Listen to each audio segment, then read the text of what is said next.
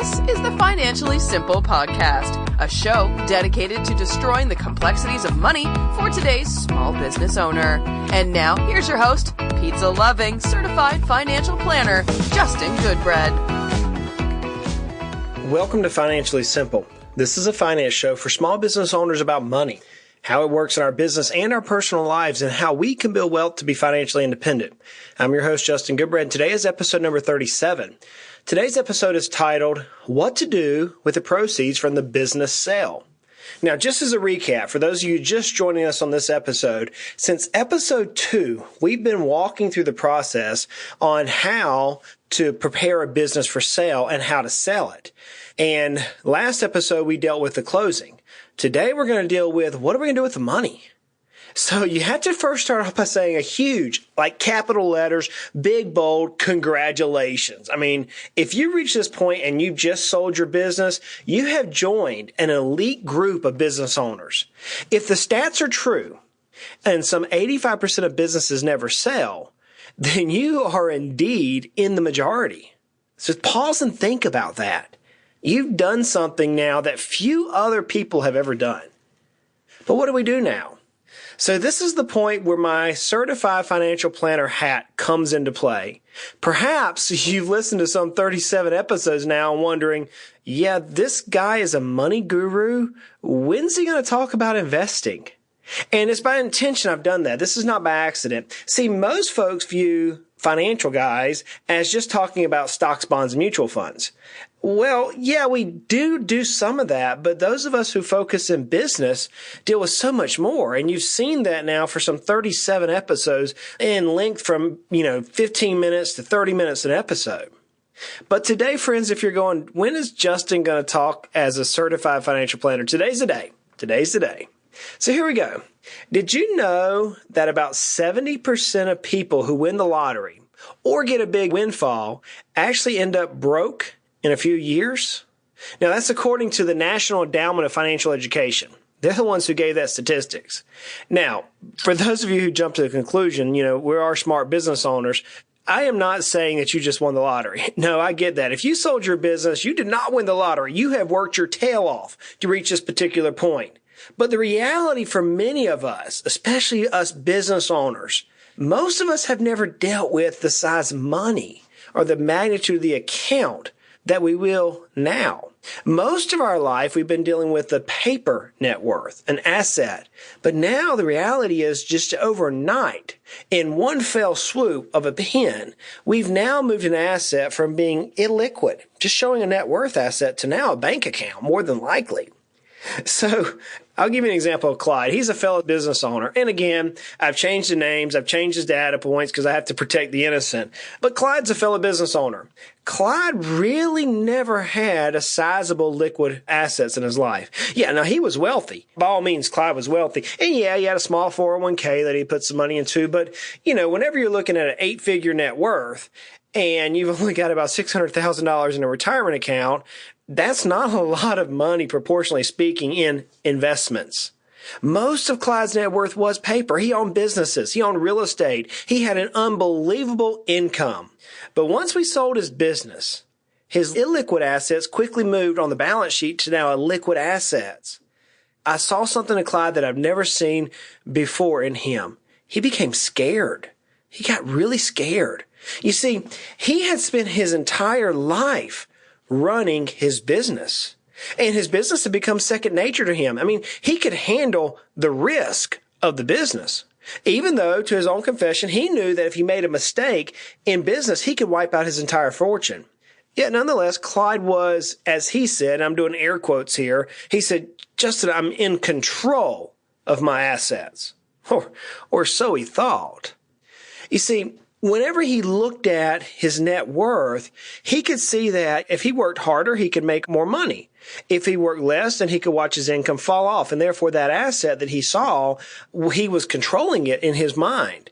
Now, he did finally say, after some years of working with us, he said, man, I didn't realize how much risk I was running in my business. And compared to the equity markets or compared to formal investing, he goes, man, I didn't realize there was so much risk involved with my business. Now, a few weeks after closing, Clyde looked at his bank account and he was tickled. I mean, he saw numbers that he only dreamed he could see. He looked to the bank account. I remember calling me and said, dude, you will not believe. I'm like, yeah, brother, I see it, man. And he was stoked. But then quickly that joy and elation changed to fear. And not just like, hey, I'm scared of a spider. I'm scared of a shark. By the way, I hate sharks. I hate sharks. There's not many things that scare me. Sharks scare me. They will eat you. You get in their home, the ocean, they like people. I'm scared of sharks. But he wasn't like scared of sharks. He was like fearful, extreme fear. I can remember him asking questions like, what am I going to do with this money? How am I going to make this money work for me without risk? I don't want to have the risk I previously experienced. Obviously, in Clyde's case, and you may be saying, Justin, you should have already answered all those questions long before. Yeah, and that happens. Many times, business owners, whenever you're going through the planning process of preparing the business for sale, we hear things. I do it all the time. I hear people say things in my business, and I'm like, okay, that's a long ways down the road. I'm going to compartmentalize that out, and I'll deal with it in future. Because we have 100 plates we're trying to spin at one time. And Clyde wasn't the exception. We had documented notes. He knew this. We had talked about it, but he never really internalized the idea of, what am I going to do with this money now? Obviously, it was answered during the question, but he had been so focused on his business that he'd not internalized it, and he hadn't realized it. So during the sales process and after the sales process was over, his points came back in his face saying, dude, what am I going to do? So if you've just sold your business and it's now coming to fruition, or now coming the reality sinking in that, hey, I've got this ton of money here. What in the world am I going to do? I'm going to give you a couple of points that'll help you clarify what to do with the money. In Clyde's case, the question was, what return on your money from the sales proceeds do we need to care for your needs? I asked it several different ways, but that was the same question. It was, how much do we need to make out of this money to provide for your needs? Or how much do you need out of this money every year? And we asked the question several times. And Clyde, tongue in cheek, I can still remember his little smirk on his face. He said, Justin, I want to make as much money as possible without losing it. And I'm like, dude, you want your cake and eat it too? And he goes, of course, that's your job. And obviously it was a slapstick type chuckle patty on the back. But in all seriousness, what I've found many times is business owners are scared of the market. Yeah, the stock market, the bond market, the international market, the real estate market, the private equity market, and all the markets. They're scared of it. I'm scared of it to a certain point. I deal with it every day. And the reason for that is that many business owners have never really dealt in the financial markets with any consistency. Yeah, Clyde had several $100,000 in a retirement account at work, but he had never really taken the time to learn how the financial markets work. And like many business owners, like me, like you, we like to dig into the details sometimes. We want to know, what exactly is this marketing plan going to yield for us? What exactly, if I hire this next person, this new employee, what can I expect my return on investment to be? And we're so used to be able to dig into the details of our business that now whenever it comes to the equity markets, it's like learning a new language. And that was where Clyde found himself. Clyde had really never dealt with the real estate markets or any of the financial markets or the alternative markets in consistency, or at least with this much assets. I mean, 8 figures at one time, fell swoop. Now in the markets, that can make any seasoned investor go a little batty if you really don't understand it. And so business owners often revert to the old saying, I want to make money, but I don't want to lose any. So the question to answer in the midst of the emotion, what is the return on investment, and to reach your personal goals, it's hard to answer.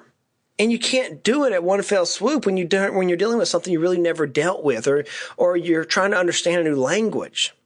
So obviously, what I would tell Clyde is this answer is ultimately part of planning.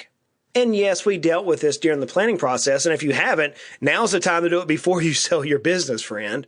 But we dealt with this in the planning process, and it's a calculation that he had to decide on. Things like, well, are we just going to spend any of the principal, or are we just going to live off the income? In other words, the interest off the account. What income did Clyde have from other assets? I mean, did he have any old pensions? Did he have Social Security coming in? What were the tax effect on his income? Are we running into any federal or state taxes? And so we had multiple questions that came to the conclusion. Ultimately, after much conversation and planning, we were able to reach the question that answered that. What was the investment need? What was the return on investment? And everybody's going to be different. Some people may say, you know what, I only need 2% return on my money. Some people may say, you know what, I know I can make some more money. I'd like to make 10, 11, 12% on my money.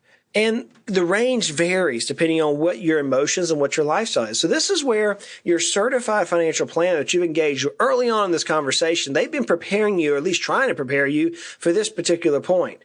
But I can tell you, I spent hours and hours and hours and many, many days working in this exact topic. And Clyde seemed to understand it through the process. But when it finally hit him, when he looked in his bank account and saw 8 figures for the first time, I cannot tell you the fear I saw in Clyde's eyes. Now, he trusted his team. He had a good team. He had a good CFP, obviously yours truly. He had a good CPA. I mean, this CPA was razor sharp. He had a very good attorney, and we worked like a well-oiled machine together. But now he had internalized what we had been talking about, and I saw a fear there. So I'm going to tell you, number one, you got to answer the question, what does this money have to do for you? Does it have to make a certain percentage return on your money? Are you going to spend it down? Are you going to give it away? Are you going to reinvest it into another business, etc.? So that leads me obviously into question number 2 is, once you know the return of investment, the return on your money, then you're going to work with your CFP to build the specific investment portfolio. Now, your portfolio may have portions of qualified assets, non-qualified assets, and you may even have things like trust assets. So let me explain each of those so I can give you a better understanding. So qualified assets are things like your IRA, your 401k. So in Clyde's case, he had some money in his company's 401k, and that was moved into an individual retirement account. And that individual retirement account has its own set of rules that the government dictates to us on when we can take money out of it, what the penalties are or the taxes are on that particular money, when we have to take money out of it, what we can invest in. And so that's a qualified asset. A non-qualified asset is where Clyde's proceeds from his business, the sale of his business, went non-qualified. In other words, the way I describe it in my financially simple mind is it's a portion of money that IRS really doesn't put any limitations on. I can invest that money in whatever I see fit for my personal needs. It doesn't meet that of like a 401k or retirement accounts. So it's non-qualified in nature. But sometimes, like in Clyde's case, we also had trust. As part of the tax planning that we did with the CPA and the attorney, there was some trust. And the trust assets had some parameters that could be invested and couldn't be invested. And they had different tax rates, and they had different protection issues. So we first have to examine where the money is. Then once we know that, each type of account is going to have different governing rules. As I've mentioned, they're going to have different tax rates. And the CFP, the Certified Financial Planner, and the Certified Public Accountant is going to help design a distribution method and an investment style to meet your needs. Again, we're trying to meet the need of how much money are we going to take out of this account every year. Now, whenever they go to build that investment account, it can include things as simple as stocks and bonds or preferred stocks or exchange traded fund or mutual funds. Those are all types of securities that are governed by the SEC, the Securities and Exchange Commission. Obviously, a stock is when you buy equity in a publicly traded company. A bond is debt for the publicly traded company. It's where they provide you an interest in a manner, typically a quarterly or annual basis. Preferred stock is kind of like a hybrid in between those. And obviously, this is not the technical terms. That's not the purpose of this show. The purpose of this show is to break things into simple understanding. And so stocks, bonds, and preferred stocks are basically the way that companies issue or raise capital. And it's just all on how you buy them. Now, in an ETF or an exchange traded fund, that's something similar to a mutual fund that trades as a stock. That's a simple way to put it. Exchange traded funds are typically trying to mirror an index. So you may have the index like the S&P 500 or the Standard & Poor's 500, which is consistent of 500 large cap, mostly growth assets. And you may have an index, a holding, which is trying to mirror or trying to simulate the return of that particular index. Now, a mutual fund is where a fund manager is trying to pick out particular equities or preferred stocks or bonds, and they're trying to pick out and build a award-winning, a portfolio of these positions which earn better. So the way I describe it is an ETF is you're trying to buy all the holdings within that index. A mutual fund is where the manager is trying to pick out the top performing, the ones that they believe are going to provide a better return for their clients. But outside of the basic stocks, bond, preferred stocks, ETF, mutual funds, you may end up dealing with things like real estate. Your CFP or your CPA could say, hey, you know what? Let's go out and buy some hard assets. Let's buy some real estate.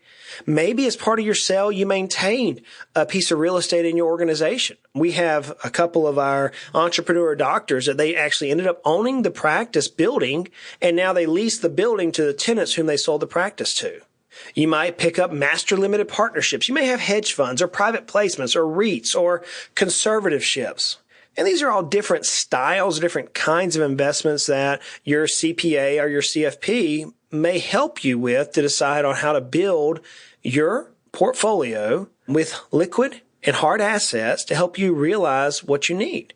We've even had clients who we advise to go out and buy a business. That's another illiquid asset, but there's reasons for that. You are listening to Financially Simple, destroying the complexities of money for today's small business owner. So the question now in number 2 is, well, how are you going to build a portfolio to meet question number 1, to provide you the income or the distribution out of those proceeds? And so that's where your planner comes into play. Now, I will tell you this. Question number 2. And I'm going to receive some slack for this, and I'm probably going to get some hate mail on this particular one, so pay close attention. If you want to throw me some hate mail, you can. Shoot it out there to me at justin@financiallysimple.com. You're welcome to do that. But at this point, I feel like the sharks start coming out to us business owners when we sell our assets. See, many times we try to sell and some of us try to keep things private or try to keep things a little bit more confidential. Now, I do know some business clients that whenever they sold, they let everybody and their brother know about it. But inevitably, at some point or another, if you haven't ever dealt with this, you're going to have that salesperson who's going to come and try to sell us, and here's the dirty word, an annuity. And I'm going to tell you that is an ugly word for most business owners. And the reason for that is fairly simple. So first, let me explain what an annuity is. It's a contract that's issued by an insurance company. It's an investment issued by an insurance company, and they issue them to us in a couple of different manners. One's called a fixed annuity, which is where you put money into basically the general account of the insurance company. It acts very similar. It's not the same, but it works very similar to that of like a CD issued by a bank, except it's kind of like a fixed contract for a length of time, a term that's issued by the insurance company at a rate that they determine. There's also an indexed annuity, and those are my least favorite. I can stomach a fixed annuity at the right time, the right market conditions. Indexed annuities are very complicated. They're very frustrating. In fact, FINRA and the SEC both put out warnings on indexed annuities. Not saying that you shouldn't buy them. They're just saying they're very complicated. I mean, they've got all sorts of things, which in my opinion, this is just solely my opinion, indexed annuity are there to add the value to the person selling it and to the insurance company, and not traditionally to the investor. And then you have variable annuities, and those are kind of like where you're putting your money in the market. They use sub-accounts, and they're not quite a mutual fund, but they work very similar to a mutual fund. They put money in the market, but it's still under a contract by an insurance company. So that's ultra simple, and there's lots of crazy little disclosures that go with each of those when you start getting to specific products.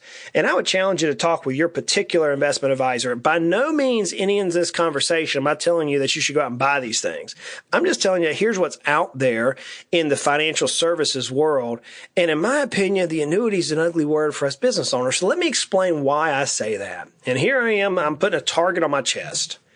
The reason for that is many times the costs are high. They're just expensive. And there's a place for them. I've seen them. I've used them with some clients. But chances are you just sold a business. And if you did it right, you're going to have enough money that you could meet your needs, or else you wouldn't have sold the business.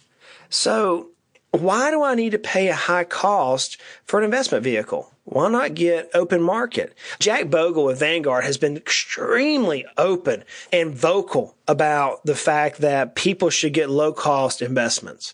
Dave Ramsey, he bashes the dickens out of annuities. And candidly, I agree with Dave on them for the most part.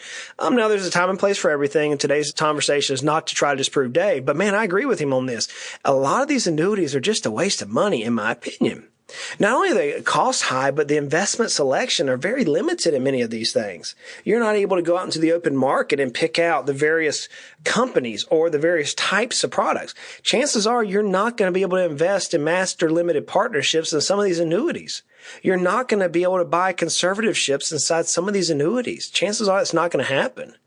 And many times, and this is perhaps the biggest for us, as business owners, there's often restrictions on these contracts that we just don't want to pay.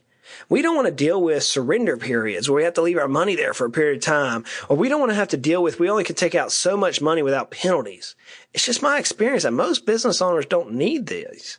So if you're in this particular area where you're trying to build a portfolio for after you sell your business and someone throws out the word annuity, man, I would double, triple check. Check with your CFP, check with your CPA. If they both sign off on it, then you might be a rare case. I'm just not a big fan of them. And that's just me. I like to keep investing simple for business owners. I like to keep it super easy. I like to start off with simple stocks, bonds. Stocks, bonds, cash. I mean, that's the original investment. And then as the knowledge increases and we understand the markets, then we can obviously increase and venture out into other styles of investing. But that's just me. I like to keep things ultra simple. Now, once we know the portfolio management, then we get into our emotional control. That's number 3. You just moved a large amount of money from liquid assets. Clyde, I can remember the fear in his eyes when he looked at that account saying, holy cow, we're playing with real money now. Now, truth be told, his net worth didn't change. It just appeared to him differently. And now's the time when emotions kick in. Now, you're going to have various emotions at this phase of your life. You're going to have to deal with the emotion of the no-purpose blues, as I call them. You see, we spent the last few years, decades, centuries, for some of us, we feel like, of our lives working for a specific purpose. Our identity is often wrapped up in that business we just sold, and now we don't have the job anymore, right? We're unemployed. We're out of work. It's okay. It may feel a little bit strange. It's actually going to feel a lot strange, to be candid with you. I can remember when I sold my first business, I was like, yeah, what am I going to do tomorrow?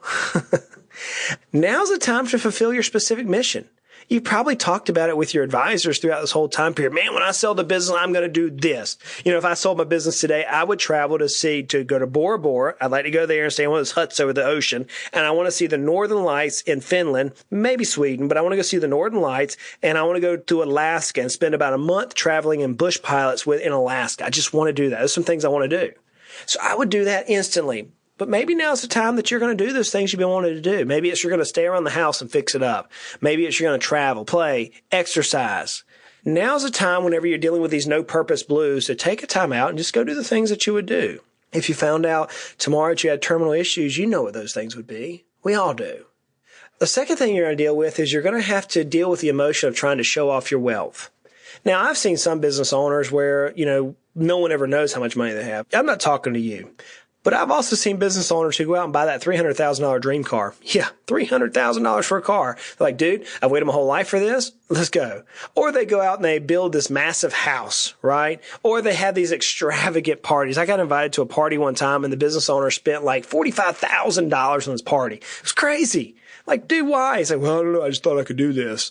Now's the time you need to take a chill pill. I'm going to say to let the money rest for about 6 months before you do anything of any size. Now, you've already had a plan for the money long before you reach this point, or you should have. But here's a helpful tip. I always say let the money cool for 6 months. Nothing can be spent above your certain value. Maybe your value is $10,000. Maybe it's $100,000. Whatever your number is, nothing can be spent of any value without your core team's approval for 6 months. You're like, Justin, what do you mean? Well, I've seen this work with people who've never dealt with large sums of liquid cash. Your core team, your attorney, your CPA, and your CFP. I find that people who have cash in their pocket, often it burns a hole in their pocket, as the old saying goes. Now's the time in this next 6 months, as you're gaining the clarity of your mind again from all that you've just gone through in selling the business. Now's the time to let the money cool down. And so oftentimes we'll put a little non-verbal, non-binding, but a pact between the core team and the client that says, hey, look, for the next 6 months or so, if you have any crazy harebrained ideas or if you come up with some new venture, let's all agree to it before we do it. It's just a way to protect you. I'm not saying you have to do that. It just works very well. And we do that with many people, folks. It's people that have 8 figures net worth all the way down to mom and pops. Now, your spouse, number 3, your spouse is probably not going to like you home. Working with many business owners who retire, I can remember one specific one, and I just chuckle when this phone call comes in. I had a client who just sold his business and, quote, retire. And he was going to work on the farm for the next few months to catch up on his honey-do list.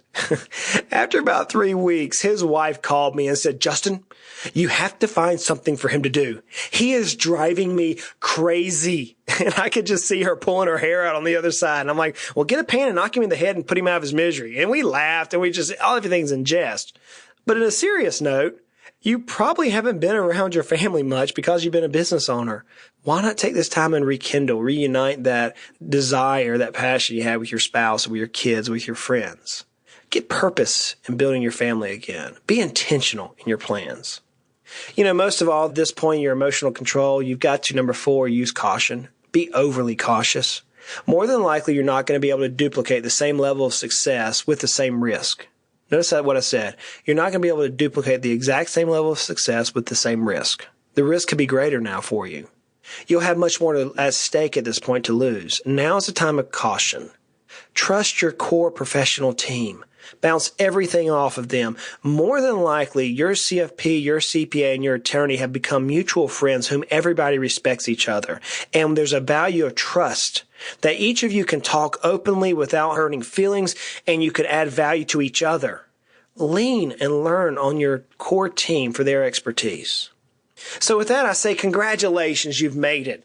Job well done. You have just done something that very few people have. You walked your business up to the point to where you've moved an illiquid asset, something that's only on paper, to now dollars in the bank. And with that, if I could give you a virtual fist bump, if I could give you a virtual high five, if I could give you a virtual hug, I would. And this is my fist bump. Boom, right there. Great job. And with that, I say, life is hard. Life is complicated. Now that you've sold your business, it could get fun or it could get stressful. Money should never cause us pain or frustration. Let's continue to make our lives, at least financially, simple. Go out and have the most outstanding week of your life. You have been listening to the Financially Simple podcast. The information in this show is for informational purposes only. This show is not investment advice. Instead, seek help from a competent financial advisor. Justin Goodbread, CFP, is an investment advisor representative of Heritage Investors, a registered investment advisor.